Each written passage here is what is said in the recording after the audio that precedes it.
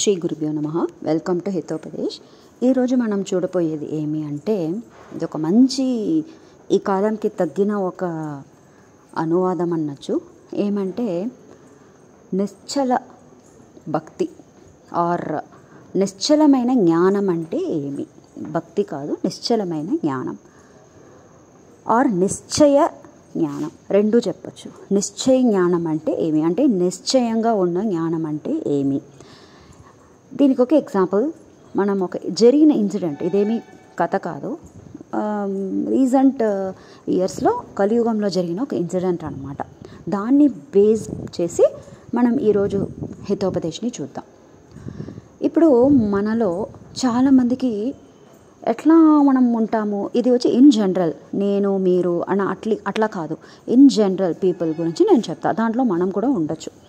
ఏమంటే అన్నీ మనం చదువుతాము, పూజలన్నీ చేసుకుంటాము, భాగవత పురాణాలన్నీ వింటాము, ప్రవచనాలని వింటాము, బుక్స్ ఉంటే ఇంట్లో అన్నీ చదువుతాం, అన్నీ చేస్తాం, పూజలన్నీ కరెక్ట్గా పాటిస్తాం, అన్నీ చేస్తాం, ఏకాదశి కూడా చేయొచ్చు. బట్ వన్ థింగ్ ఏమి అంటే 100% నమ్మకం ఉండదు. అది మనలో ఉన్న ఒక లోపం. 100% నమ్మకం ఉండదు, 50-50 ఉంటుంది. అంటే ఫర్ ఎగ్జాంపుల్, ఇప్పుడు ఏమైనా ఒక ఆపత్కాలం వచ్చిందనుకోండి, ఏదో ఒక కష్టకాలం, ఒక దుఃఖం వచ్చిందంటే వెంటనే ఇన్ని పూజలు చేస్తాం, ఎన్ని వ్రతాలు ఉంటాం, ఇన్ని దానాల ధర్మాలన్నీ చేస్తాం, కానీ ఇట్లా అయింది అంటే దాన్ని కంపేర్ చేసుకుంటాం. ఇన్ని చేసినా కూడా దేవుడు వచ్చి మనసు కరగలేదా, ఆర్ నిజంగానే దేవుడు ఉన్నాడా లేదా? ఎందుకంటే ఎవరు చూడలేదు, చూసిన వాళ్ళు ఎవరిని మనకి తెలీదు, జ్ఞానిలు ఉంటారు, మనకి ఎవరిని తెలీదు. ఇట్లా ఉన్న ఈ పరిస్థితిలో డౌట్స్ రావటం సహజమే. కానీ డౌట్స్ రావద్దు, దేవుడు ఉన్నాడు. 100% మనకి నమ్మకం కావాలి. మన చేసే వ్రతాలు, పూజలు ఏది కూడా మనకి దుఃఖం ఇవ్వదు, డెఫినెట్లీ పుణ్యమే వస్తుంది. దానివల్ల మనకి ధర్మ అర్థ కామ మోక్షం అన్నీ కూడా మనకి లభిస్తాయి. ఎప్పుడు అంటే నిశ్చయమైన ఒక జ్ఞానం ఉండాలి. మన చేసే మంచి పనులు, పుణ్యకార్యాలు, వ్రతాలు ఏది కూడా వేస్ట్ అవ్వవు అన్న దేవుడి మీద ఒక నమ్మకం మనకి ఉంటే గనక డెఫినెట్లీ ఫలితం అన్నది కూడా మనకి ఉంటుంది. ఇప్పుడు మన దేవుడు మన కళ్ళు ముందు రాడు, దేవతలు రారు, కళ్ళు ముందు కనిపించరు. ఎందుకంటే కలియుగ ప్రభావం అది. కలియుగంలో మన ముందు దేవుడు కానీ దేవతలు కానీ రాకూడదని వాళ్ళలో ఒక రూల్ ఉంది. అట్లా ఉన్నప్పుడు దాన్ని మీరుకొని వాళ్ళు వచ్చి రారు. బట్ మనం ఇది ఎట్లా అర్థం చేసుకోవచ్చు అంటే, మన లైఫ్లో జరిగే ఇన్సిడెంట్స్, అంతే కదా, మన లైఫ్లో జరిగే మంచి ఇన్సిడెంట్స్ని బట్టి దేవుడు ఉన్నాడు, మన ప్రార్థనని వింటాడు అన్న ఒక ఎక్స్పీరియన్స్లో అది అర్థం చేసుకోవాలి తప్ప అది చూపించడం అన్నది కుదరదు. వాళ్ళ ఓన్ ఎక్స్పీరియన్స్తో మనం అర్థం చేసుకోవాలి. ఇంకొకళ్ళు అది ప్రూవ్ చేయి, నువ్వు దేవుడిని చూపించు ఎక్కడ ఉన్నాడు ఇట్లా అని మనం ఆర్గ్యూ చేయటం వేస్ట్. అది ప్రూవ్ చేయలేం కూడా మనం. సో ఇదన్నీ అవర్ ఓన్ ఎక్స్పీరియన్స్లో మనం అదన్నీ ఫీల్ చేయొచ్చు, అంతే. ఈ ఒక ఇన్సిడెంట్ చెప్పాను కదా, ఏమంటే బౌద్ధ మతం వాళ్ళు ఒక గ్రూప్ ఆఫ్ పీపుల్ వాళ్ళు వచ్చి ఏమన్నారంట, వేదాలు లేవు, వేదాలన్నీ అసత్యం అంటే అబద్ధం, ఇది ఎవరో మనుషులు క్రియేట్ చేసినది. యాక్చువల్లీ వేదాలు చూడండి ఎట్లా అంటే అనాది అంటారు. వేదం అనాది. వేదాలు వచ్చి వాటికి అవే క్రియేట్ అయ్యాయి ఆర్ దేవుడి లోపల నుంచి వచ్చాయి తప్ప వాటిని ఎవరు క్రియేట్ అనేది చేయలేదు. వేదవ్యాసర్ అంటే నారాయణుడు వేదవ్యాసర్ అవతారం తీసుకొని దాన్ని విభాగం చేశాడు అంతే తప్ప క్రియేటింగ్ అన్నది ఎవరూ చేయలేదు. అది స్వయం క్షేత్రం అన్నట్టు స్వయంగా అవి వచ్చాయి. దేవుడిని స్తుతి చేస్తూ వేదాలు అనేది బై డిఫాల్ట్ క్రియేట్ అయినది, అనాది అంటారు, ఎప్పుడూ ఉంటుంది. దేవుడిని శ్రీమన్నారాయణుడిని హరి సర్వోత్తమ అన్నది చెప్పడమే వేదాలు అన్నమాట. సో ఈ వేదాలు ప్రమాణం కాదు, ఈ వేదాలని మేము నమ్మము, ఇది వచ్చి అసత్యం అని ఆ బౌద్ధ మతం వాళ్ళు చెప్తూ ఉన్నారు. అప్పుడు ఇద్దరు బ్రాహ్మణ పండితులు ఇద్దరు ఫ్రెండ్స్, మిత్రులు. వాళ్ళు ఆ ఊరు పక్కన వస్తూ ఉండగా ఇది వింటారు. వీళ్ళు ఇలా చెప్తూ ఉన్నారు, వేదాలు మేము నమ్మము, వేదాలన్నీ వచ్చి మనుషులు వీళ్ళేమో క్రియేట్ చేసుకున్నారు అని. అంటే ఒక వర్గం వాళ్ళు క్రియేట్ చేసుకొని దాన్ని స్ప్రెడ్ చేస్తూ ఉన్నారు. సో ఇదేమీ ప్రమాణం కాదు, సత్యం కాదు, అది అని చెప్పేదాన్ని నిజం కాదు అని చెప్తున్నారు. ఇప్పుడు వాదం చేస్తూ ఉంటే ఈ 2 బ్రాహ్మణులు ఇది విన్నారు. వీళ్ళిద్దరు కూడా మంచిగా చదివిన వాళ్ళు, యంగ్స్టర్స్. అప్పుడు ఒకతను ఏం చేశాడు, వెళ్ళాడు ధైర్యంగా. ఓకే, నీకు ఏం ప్రూవ్ చేయాలి, వేదం ఉంది అని నీకు ఏం చేస్తే నువ్వు నమ్ముతావు చెప్పు అని అడుగుతాడు. అప్పుడు ఆ బౌద్ధ మతం వాళ్ళు చెప్తారు, ఇది జరిగినదండి. ఓకే, కలియుగంలో మన భారతదేశంలో జరిగిన ఒక ఇన్సిడెంట్. ఇతను ఒక బ్రాహ్మణుడు అడుగుతాడు, ఇట్లా నేనేం చెప్తే నువ్వు నమ్ముతావు చెప్పు అంటే, ఏదైనా అసాధ్యమైన ఒకటి పని నువ్వు చేసి చూపించు, అసాధ్యమైన ఒక పని నువ్వు చేసి చూపించు, అప్పుడు వేదాలు నిన్ను కాపాడుతాయా అని చూస్తాం. అంటే నువ్వు నమ్మే వేదాలు నిన్ను రక్షణ చేస్తాయా అని మేము చూస్తాం. అట్లా రక్షణ చేసిందంటే మేము నమ్ముతాం అంటారు. అప్పుడు ఈ బ్రాహ్మణుడికి ఒక ఐడియా వస్తుంది. ఓకే, ఒక చెట్టు ఉంది, బాగా హైట్ ఉన్న ఒక చెట్టు. ఏం చేస్తాడు, గబగబ ఎక్కేస్తాడు, ఆ చెట్టు మీద ఎక్కేస్తాడు. బాగా హైట్కి వెళ్ళిపోతాడు. లైక్ 3 floors ఉన్న హైట్కి వెళ్ళిపోతాడు. 3 to 4 floors ఉన్న హైట్కి వెళ్ళి పైకి ఎక్కేస్తాడు. లైక్ బాగా హైట్ ట్రీ ఎక్కేస్తాడు. ఎక్కి ధైర్యంగా చెప్తాడు, నేను వేదాల్ని నమ్ముతా, నేను ఇప్పుడు ఇక్కడి నుంచి కింద దూకుతా, నాకు దెబ్బలు తగలదు, అంటే నాకు దెబ్బలు పడదు, వేదాలు నన్ను రక్షణ చేస్తాయి, వేదాలు సత్యం అని చెప్పి దూకేస్తాడు. ఆశ్చర్యం చూడండి, అతనికి అస్సలు దెబ్బనే పడలేదు,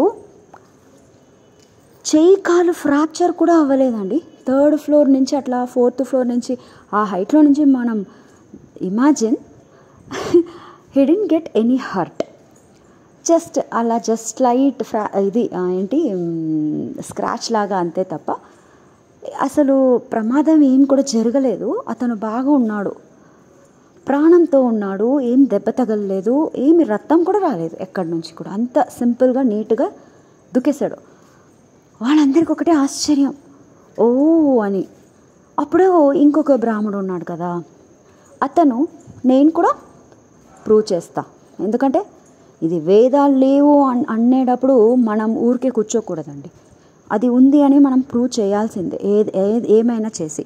సో ఆ ఒక ఉద్దేశంతోనే కదా ఫస్ట్ బ్రాహ్మణుడు అట్లా దూకి చూపించాడు, వేదాలు కాపాడాయి అన్నాడు.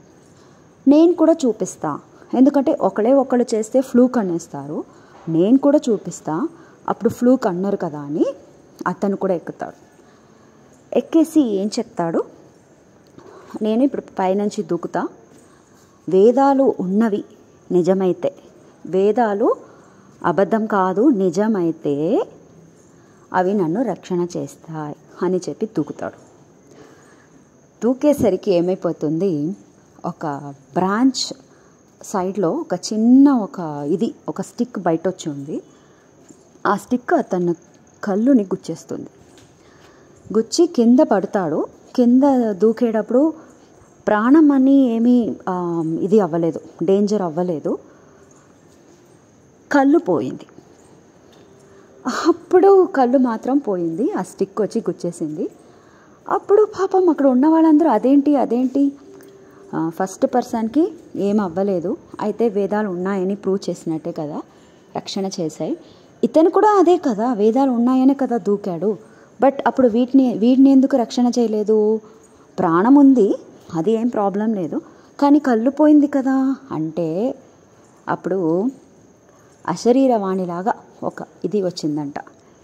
ఏమని అంటే, ఫస్ట్ అతను వేదాలు ఉన్నాయి, నన్ను కాపాడుతాయి, రక్షణ చేస్తాయని నిశ్చయమైన ఒక జ్ఞానంతో దూకాడు. అది నిజంగానే ఆ బ్రాహ్మణుడిని ఆ వేదాలు కాపాడింది. ఈ సెకండ్ పర్సన్ ఏం చెప్పాడు గుర్తుందా, వేదాలు ఉన్నవి నిజమైతే నన్ను కాపాడుతాయి అన్నాడు. అంటే సంశయం అన్నమాట. నిజమైతే అదే చెప్పకూడదు కదా, వేదాలు నిజమే అని మనం కాన్ఫిడెంట్గా చెప్పాలి. నిజమైతే నన్ను కాపాడుతుందంటే నిజమైతే అని నువ్వు ఎందుకు సంశయపడ్డావు? దానికి పనిష్మెంట్ కళ్ళు పోయింది. బట్ నువ్వు ధైర్యంగా వేదాలు నన్ను కాపాడొచ్చు అని 50-50 నువ్వు మైండ్లో పెట్టుకొని దూకావు కాబట్టి అదే వేదాలు నిన్ను రక్షణ కూడా చేసాయి. నీ ప్రాణంతో నిన్ను వదిలింది. బట్ నువ్వు సంశయం చేసావు, డౌట్ పడ్డావు. డౌట్ పడద్దు అస్సలు. మన శాస్త్రాలు, పురాణాలు, వేదాల మీద మనం అస్సలు డౌట్ పడొద్దండి. డెఫినెట్గా 100%, 200%, 1000% మనని, మన పిల్లల్ని, మన ఫ్యామిలీని రక్షణ చేస్తాయి. దాంట్లో డౌటే లేదు. మనమేం కూర్చొని వేదం చదివి అర్థ అనుసంధానం అని కూర్చొని చెయ్యము. కానీ వేదాలు ఉన్నాయని ఒక నమ్మకం, ఇంకా ఆ వేదాలన్నీ ఏం చెప్తాయి, ఎవరిని చెప్తాయి, శ్రీమన్నారాయణుని గురించే మాట్లాడతాయి అన్న ఒక నిశ్చయ జ్ఞానం ఉంటే కనుక ఈ ఫస్ట్ బ్రాహ్మణుని ఎట్లా కాపాడింది, అసలు ఎక్కడ దెబ్బలు కూడా తగలకుండా నీట్గా పారాషూట్లో ల్యాండ్ అయ్యేలాగా ల్యాండ్ అయ్యాడు. అట్లా మనం కూడా మన లైఫ్లో కష్టాలు, దుఃఖాలు అన్నిటి నుంచి పైకొచ్చి సంతోషంగా దేవుడిని ఒక ముక్తి స్థానం లేకపోతే వైకుంఠంలో, కనీసం స్వర్గంలో అయినా మనం ల్యాండ్ అవ్వగలుగుతాం. ఇది నిశ్చయ జ్ఞానం అండి. నిశ్చయ జ్ఞానం అంటే ఏమి? దేవుడు ఉన్నాడు అని నమ్మకం ఉండాలి. కళ్ళకి కనిపించడు, కనిపించకపోతే లేదు అనలేం కదా. గాలి కూడా కనిపించదు కదా, కానీ గాలి లేకపోతే మనం ఉండలేం కదా. అట్లాగే దేవుడు కళ్ళకి కనిపించడు, కానీ దేవుడు లేకపోతే మన శరీరమే ఫస్ట్ లేదు, డెడ్ బాడీ అంటారు. దేవుడు అంతర్యామిగా అన్నిట్లో ఉంటాడు, జడ పదార్థాల్లో, ఇంకా పక్షి, క్రిమి, కీటం, ఇంకా వృక్షాలు అన్నిట్లో ఉంటాడు. పంచభూతాల్లో అన్నీ ఉంటాడు, లోపల బయట పైన కింద సర్వవ్యాప్తిగా ఉంటాడు. ఈ నమ్మకం మనకి ఉంటే డెఫినెట్లీ మనని, మన ఫ్యామిలీని, మన బంధుమిత్రుల్ని అందరినీ కూడా రక్షణ చేస్తాడు. ఆ నమ్మకమే రక్షణ చేస్తుంది. ఇదే నిశ్చయ జ్ఞానం. ఐ థింక్ ఈరోజు హితోపదేశం మీకు నచ్చిందని అనుకుంటా. ఫ్రెండ్స్ అందరికి కూడా షేర్ చేయండి, గ్రూప్స్లో పెట్టండి. పిల్లలకన్నీ ఇదన్నీ చెప్పి వాళ్ళని పెంచాలి మనం. ఎందుకంటే వాళ్ళ ఫ్యూచర్ వాళ్ళ చేతిలోనే ఉందండి. ఈ నిశ్చయ జ్ఞానం అనేది దేవుడి మీద కానీ మన గ్రంథాలు, శాస్త్రాలు, పురాణాల మీద వాళ్ళకి లేకపోతే వాళ్ళు ఎలా మారిపోతారో మనకి తెలీదు. ఇది కలియుగం. ఇప్పుడే మనం చాలా అన్నీ చూస్తూ ఉన్నాం, అధర్మాలన్నీ జరగటమని. ఇంకా పాపం మన పిల్లలు, ఫ్యూచర్ జనరేషన్, ఇంకా వాళ్ళ పిల్లలు అట్లా వచ్చేసరికి మనం ప్రాపర్ రోడ్ వేసి ఇచ్చాం కనుక వాళ్ళు నీట్గా దారిలో వెళ్తూ ఉంటారండి. మనం అసలు రోడ్ వేయకుండా ఎట్లాగో నువ్వు నీకు మనసుకు తోచినట్టు వెళ్ళు, నువ్వు నీ లైఫ్ని ఇది చూసుకో అంటే వాళ్ళు డెఫినెట్లీ అధర్మ మార్గంని పట్టుకొని ఈ దుర్యోధనుడు, ఇంకా రావణాసురుడు, వీళ్ళ పరిస్థితి లాస్ట్కి ఏమైంది, అట్లాగే అయిపోతారు మన పిల్లలు కూడా. మనం సర్వ జాగ్రత్తగా మన పిల్లల్ని మనం పెంచాలి. ఇవి అన్నీ చెప్పి వాళ్ళకి కథలాగా చెప్పాలి. చెప్తే వాళ్ళ మైండ్లో ఉంటుంది ఎక్కడో ఒక మూలలో.